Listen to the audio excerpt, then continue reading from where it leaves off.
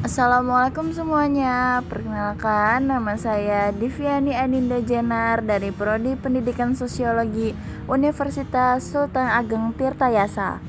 Saya akan memaparkan materi berjudul Bahasa Baku. Dengan metode bercerita, saya akan membawakan kisah seorang anak perempuan bernama Jingga. Selamat menonton. Halo semuanya, perkenalkan namaku Jingga. Aku adalah tokoh utama di cerita ini. Aku adalah siswa SMA di salah satu SMA ternama di Jakarta. Ikutin terus kegiatanku hari ini ya. Pada tepat 5 pagi, Jingga baru saja bangun dari tidurnya, bergegas untuk melanjutkan harinya di sekolah.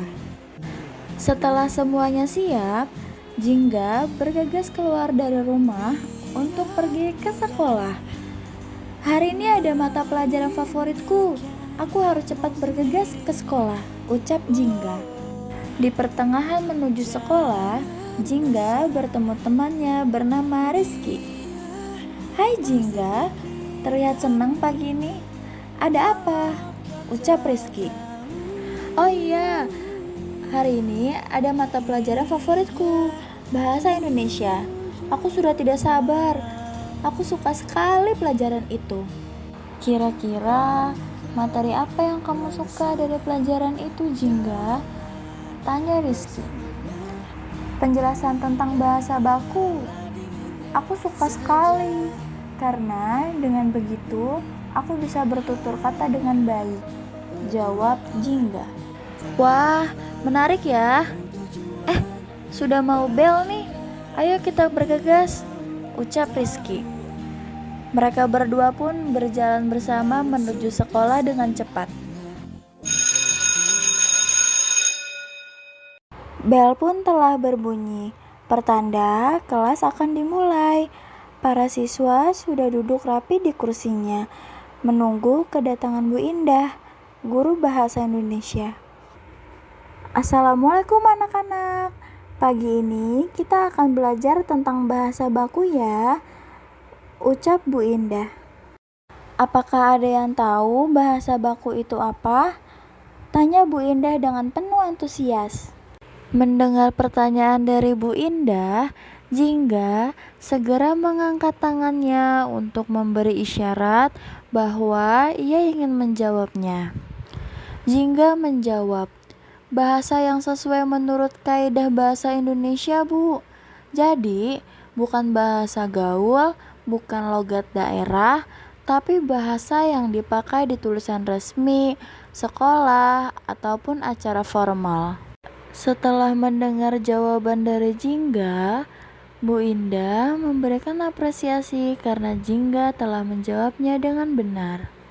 Lalu Bu Indah melontarkan pertanyaan lagi seperti, ada yang tahu di antara kata paham dan faham mana yang termasuk bahasa baku? Paham Bu, kata paham adalah kata yang digunakan dalam bahasa baku, jawab Rizky dengan penuh semangat. Setelah pertanyaannya terjawab, Bu Indah segera melanjutkan materi yang akan ia bahas di kelas. Hari ini Ibu akan membahas tentang bahasa baku. Harap disimak baik-baik ya anak-anak.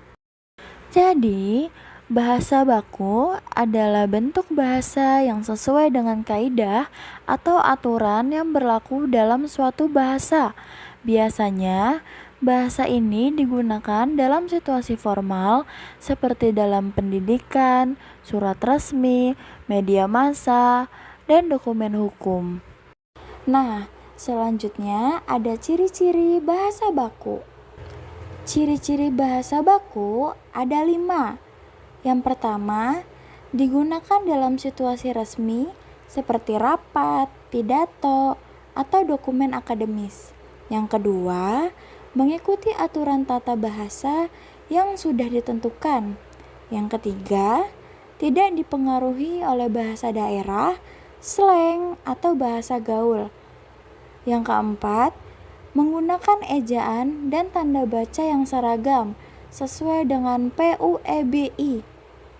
Yang kelima atau yang terakhir, tidak mengandung kesalahan tata bahasa atau ejaan.